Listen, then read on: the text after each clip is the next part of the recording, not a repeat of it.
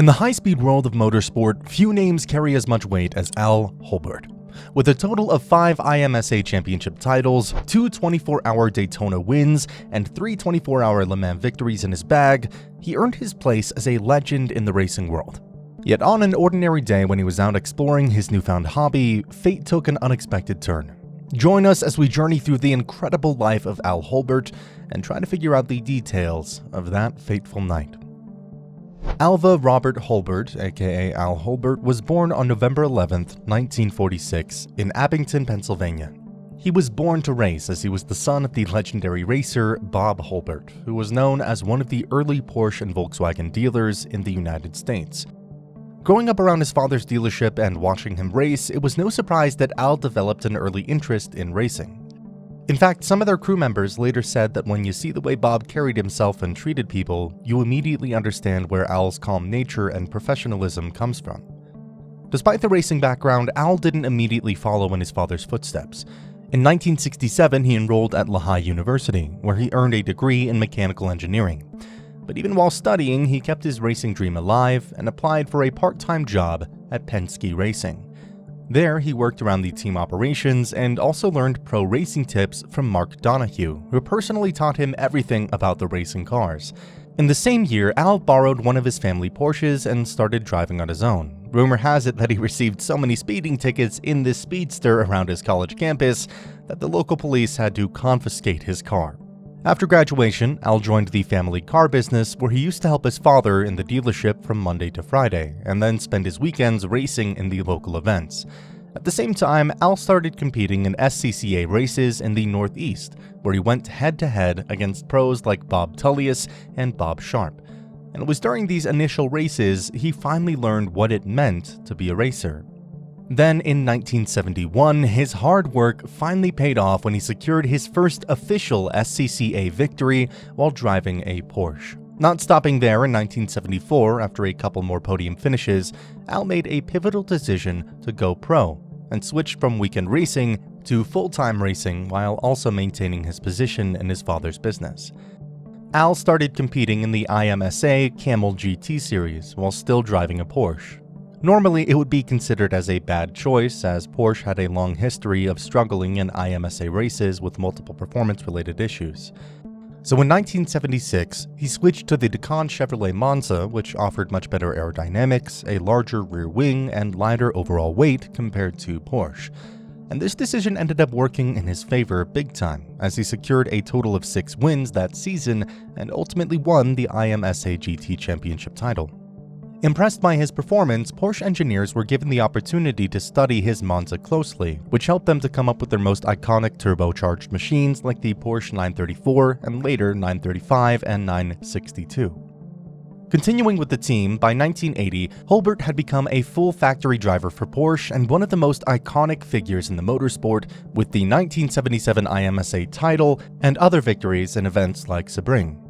And this was not it, as by the year 1986, Al had already achieved a legendary status with a total of 5 IMSA championship titles, 2 wins in Sebring, and 2 victories at the 24-hour Daytona.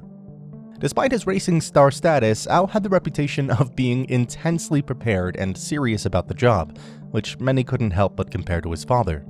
Other than the IMSA, Al also competed at the prestigious 24 Hours of Le Mans from 1977 to 1987, where he secured a total of 3 victories in 1983, 1986, and another one in 1987.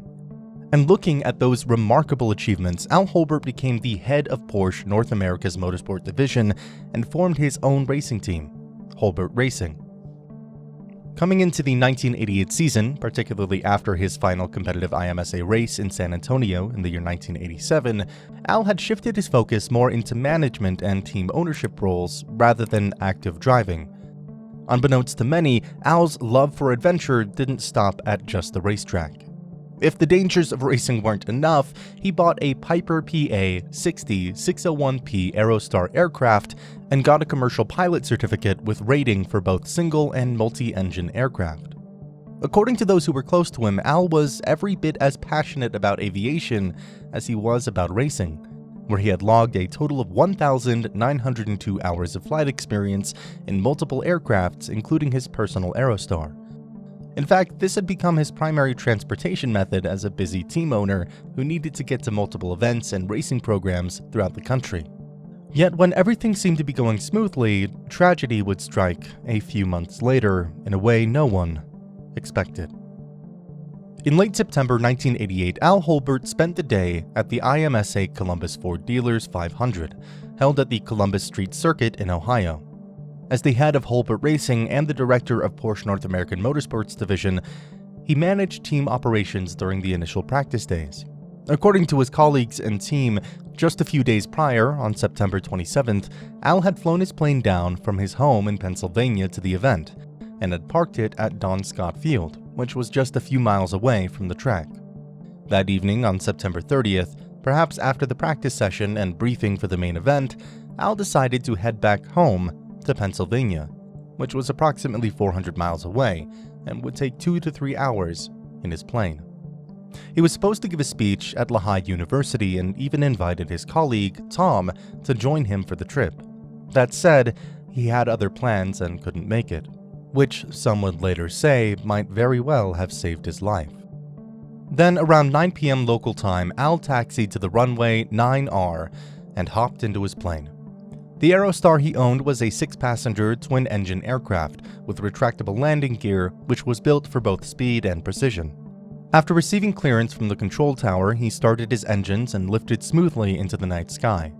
For the initial few seconds, everything seemed normal and Al was slowly gaining altitude. But after traveling 1 nautical mile from the airfield, his plane started showing some rather unusual movements, and he quickly realized that something had gone terribly wrong.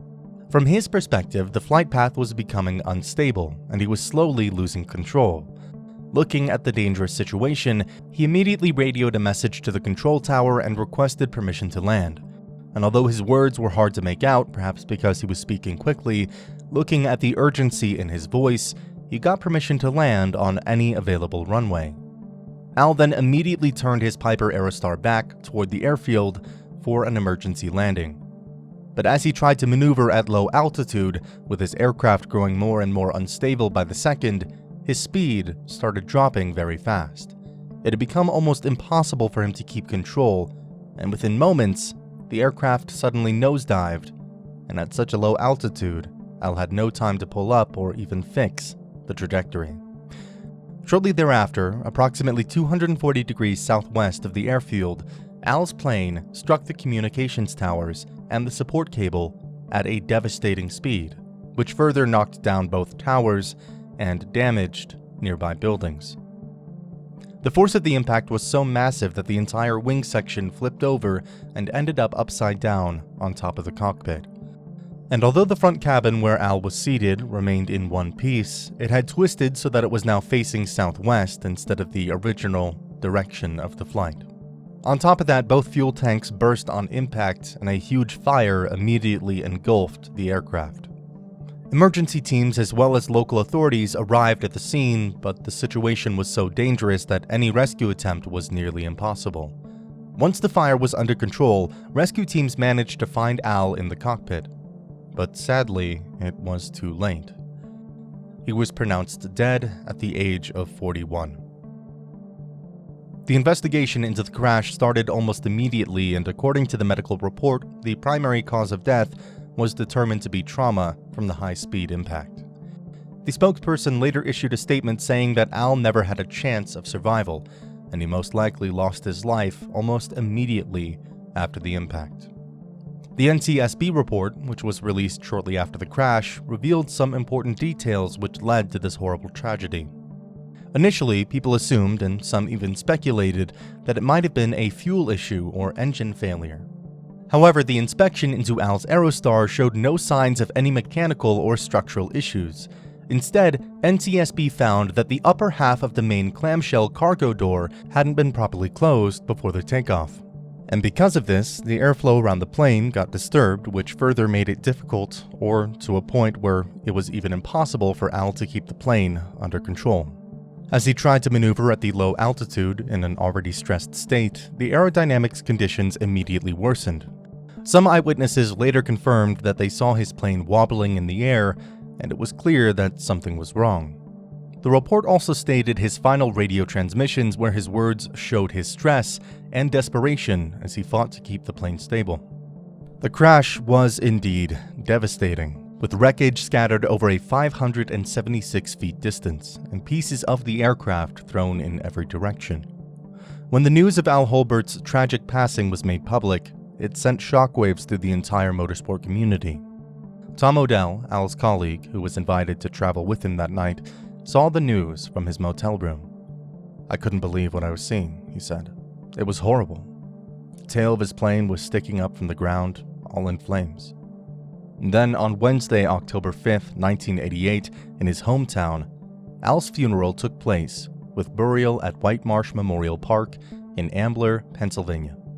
And although the funeral was kept private out of respect for the family, according to some sources, many famous figures from the racing world gathered there to honor a man whose passion and dedication left a deep mark on the sport.